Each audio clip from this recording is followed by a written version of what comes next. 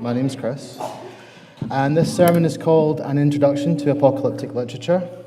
To begin with, I'd like us to read through a passage from the letter that my lawyer wrote.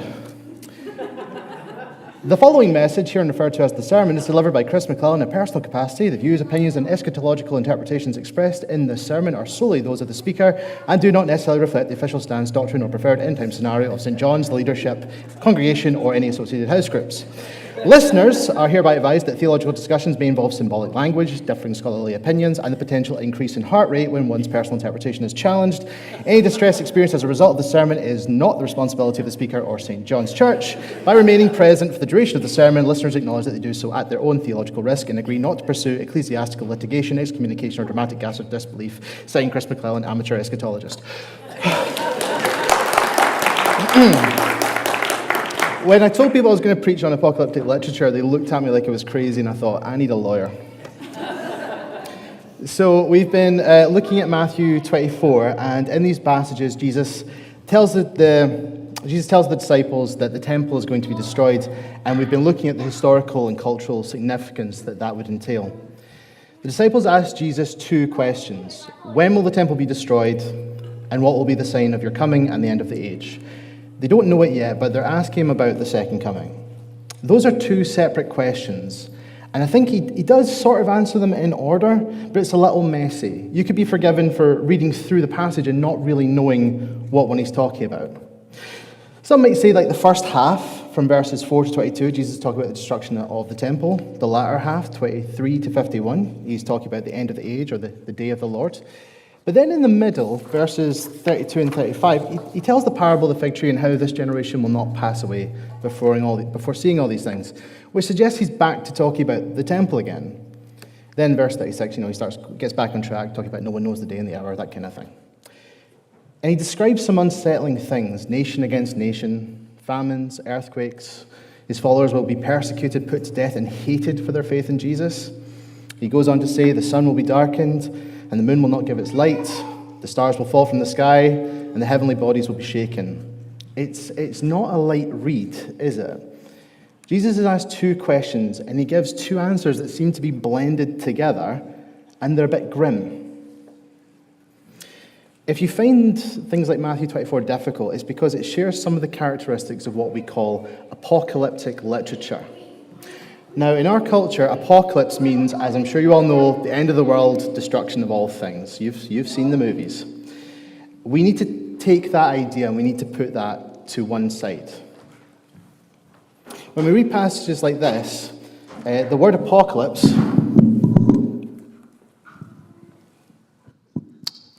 I knew I shouldn't have went with the radio mic.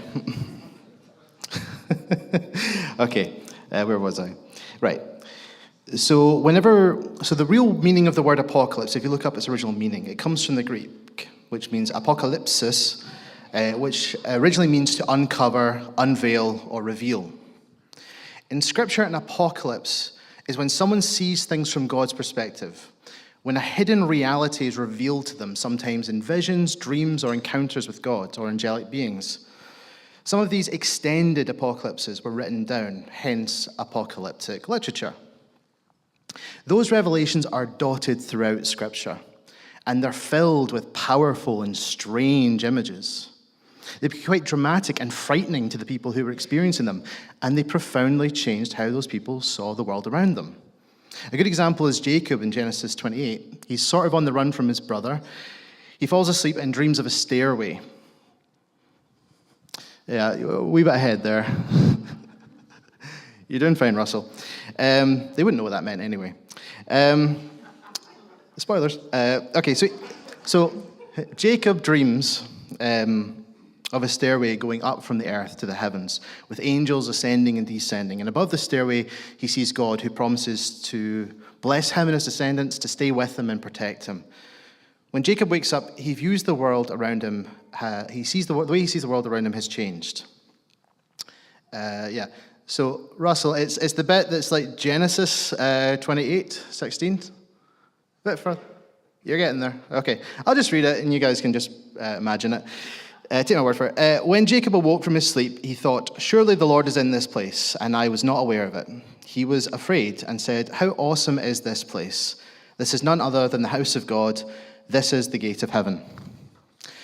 An apocalypse is a revelation of God's reality, when something previously hidden has been shown to us and it shifts our view of the world.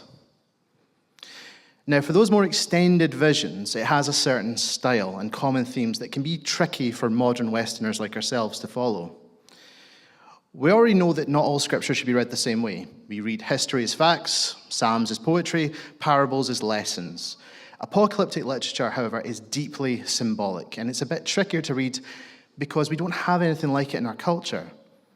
Now, you might be thinking, that's nonsense. So what if it's filled with symbolism or metaphors? Like, we've got that in our poetry, music, TV, and art.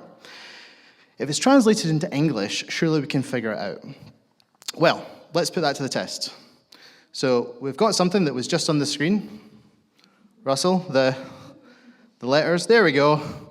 Those are the letters. You might recognize them from the alphabet. Okay, so A, F, F, E, E, D, F, F, E, D, D, D, B, B, A, A, A, G, F, G, A, D, A. Does anyone recognize it? No, it's not. There we go. Let's put it back into its original language then. There we go. This is sheet music, which cannot be translated into English and still work properly.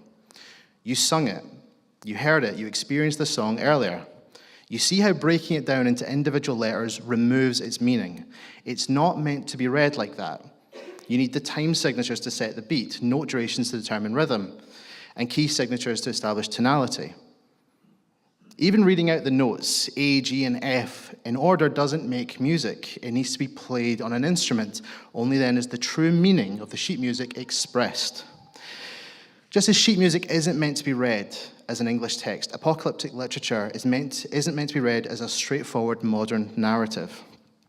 In our culture, in our style of speaking, reading, and writing, we talk directly and specifically one thing at a time. Our writings and our stories are linear. They progress forwards, beginning, middle, and end, A to B to C. And yes, while we have symbolism and metaphor and subtext in our own culture, we tend to speak, read, and write directly, specifically, linearly, which means we also think directly, specifically, linearly. Apocalyptic literature doesn't quite follow that pattern. So just like we need to rethink the word apocalypse, we need to recognize that Hebrew literature often uses patterns like repetition to reinforce themes rather than progressing in a straight line. It uses symbols to represent real events, and it's layered, perhaps referring to more than one thing at a time. And it's the timing of it is not necessarily in one place. It could be today and the future and the distant future. It's more about overall meaning, which might require a bit more thought and a bit more study. So let's look at some examples. So starting in Daniel, Daniel lived around 600 years before the time of Jesus, during Israel's exile in Babylon, and they've been conquered by the Babylonians, and Israel's lost its independence, and Daniel and three of his friends basically find themselves as high-status slaves, serving King Nebuchadnezzar. One night, Nebuchadnezzar has a troubling dream, and God revealed the meaning to Daniel, and then he goes to explain it to the king. So this is Daniel 2, 31 to 35. Your Majesty looked, and there before you stood a large statue, an enormous, dazzling statue, awesome in appearance. The head of the statue was made of pure gold, its chest and arms of silver, its belly and thighs of bronze, its legs of iron, its feet partly of iron and partly of baked clay. When you were watching, a rock was cut out, not by human hands. It struck the statue on its feet of iron and clay and smashed them. Then the iron, the clay, the bronze, the silver, and the gold were all broken to pieces and became like chaff on the threshing floor in the summer. The wind swept them away without leaving any trace, but the rock that struck the statue became a huge mountain and filled the whole earth. Daniel goes on to explain that the statue represents a series of powerful kingdoms, each sort of metal representing a different one, and they come one after the other. Then a huge rock flies out of the sky, hits the statue, destroys it. The stone becomes a giant cosmic mountain that fills the whole earth. Perfectly ordinary sentence. It's a vivid symbol of God's eternal kingdom. A few chapters later in Daniel 7, he has his own vision, this time of 4 wild beasts, each representing kingdoms. So we've shifted from a statue to beasts, but they aren't presented as majestic like the statue. They're violent, unnatural, crushing, and devouring. If you read Daniel 7 this week, you'll see it's the same pattern. They follow on one after the other, symbolizing human empires rise and fall, but God's kingdom remains. Apocalyptic literature tends to repeat and expand on a message. Daniel's prophecies aren't separate events, but a layered vision, each one adding some detail to this unfolding story. That's why 2 years later in Daniel 8, he has another vision, this time with more details about 2 of the beasts. It's non-linear storytelling. It's a type of which is typical of apocalyptic writing.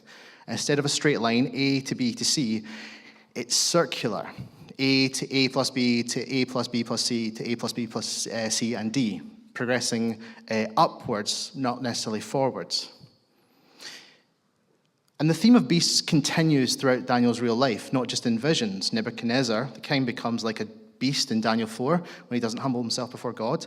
Daniel is thrown to the lions or beasts for being faithful to God and not praying to King Darius. In Daniel 6, both his real-world experiences mirror the apocalyptic visions, revealing a deeper truth about human empires and rulers that act more like beasts than people, but that ultimately God will defeat them and establish an eternal kingdom, ruled by a human. So let's look at another major prophet, Isaiah, who lived around 700 years before Jesus. So he's a little bit before Daniel's time. So around this time, Israel was caught between superpowers like Assyria and Egypt, and Isaiah warned them that their unfaithfulness to God was going to lead to disaster. He prophesied the fall of Jerusalem and the exile to Babylon, but he didn't stop there. He also spoke of Babylon's own downfall, using very dramatic imagery to describe it. So this is a prophecy of the downfall of Babylon in Isaiah 13. And I just want to read a little excerpt from it. So this is Isaiah 13, 10 to 13. The stars of heaven and their constellations will not show their light. The rising sun will be darkened, and the moon will not give its light.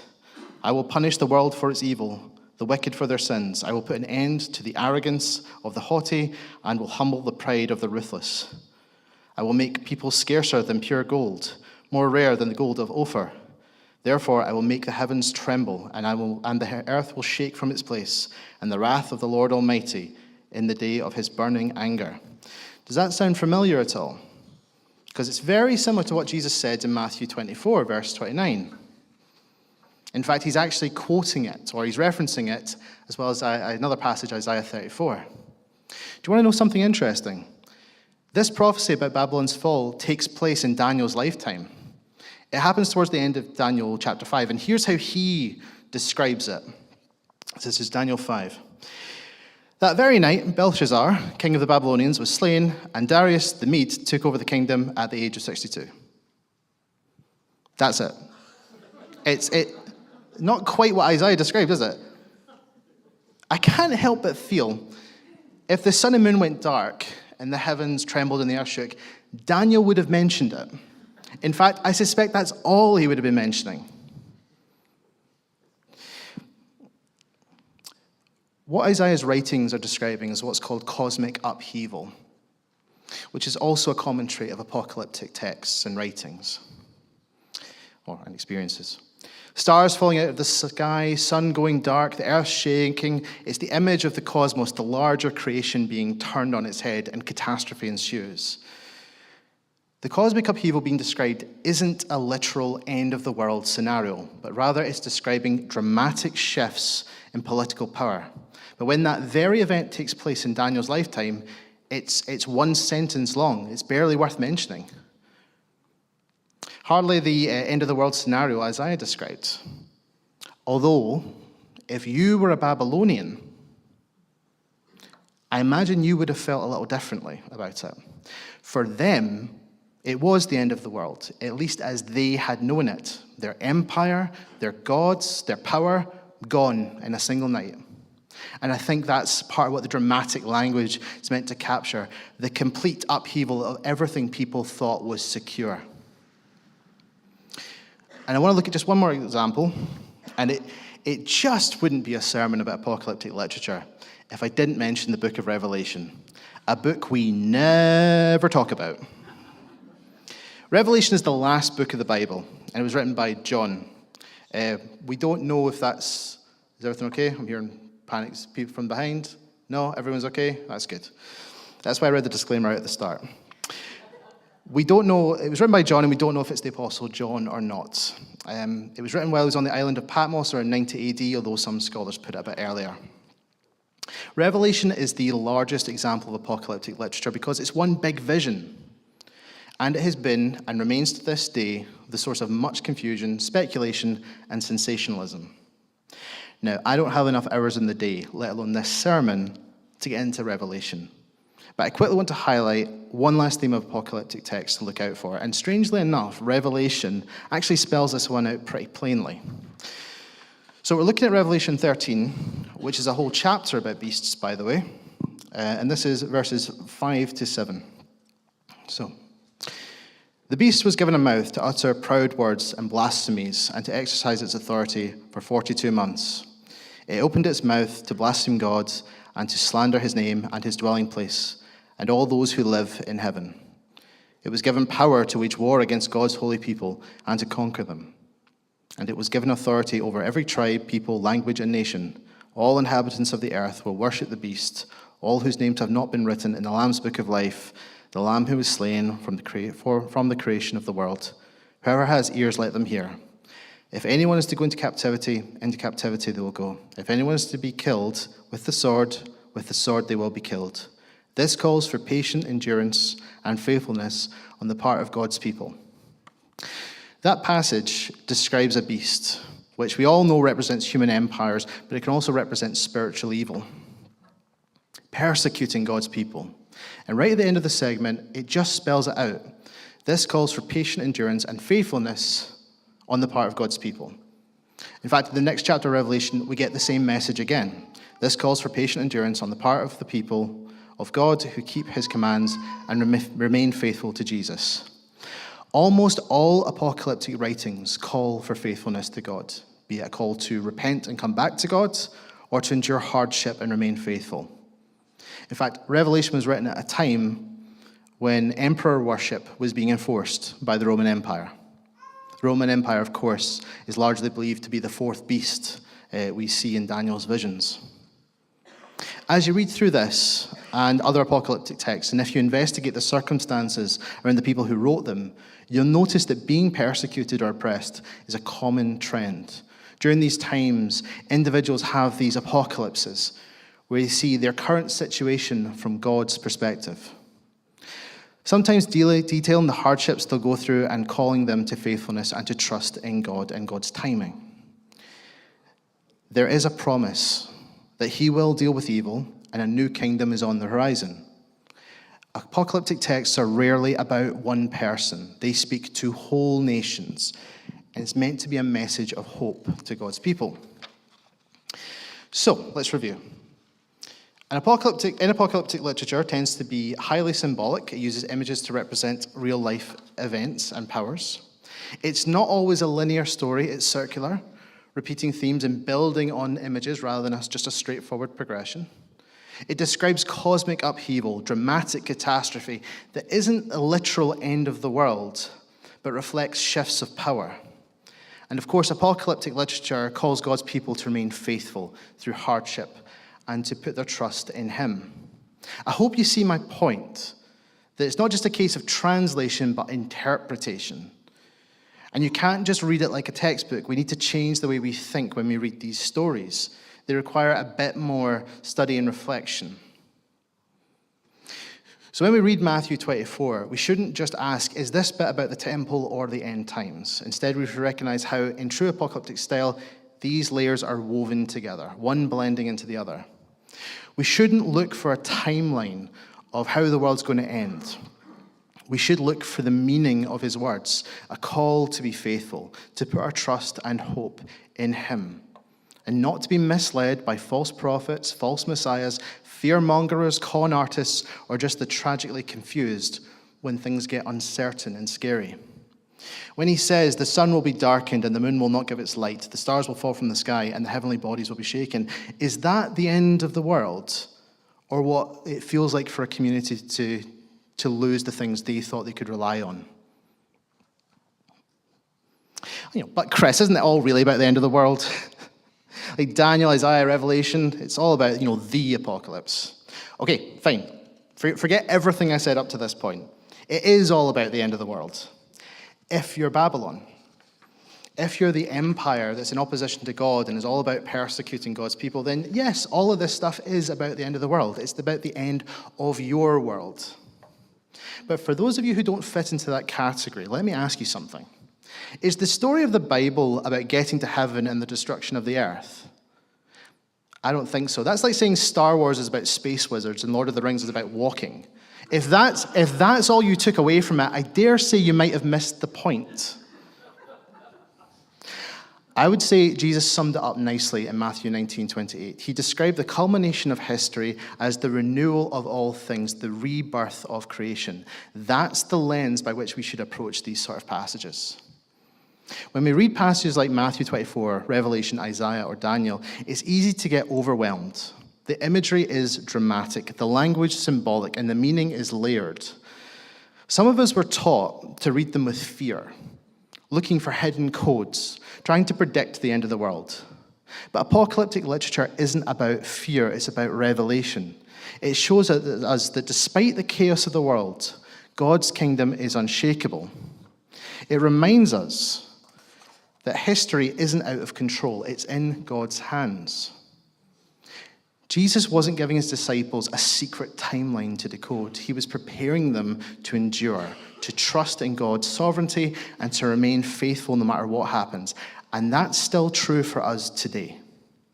So next time you encounter these passages, don't read them with anxiety. Read them with confidence. Look for the patterns. Look for the meaning behind the symbols. And above all, the message of hope that God is revealing to his people. God bless. Brilliant. So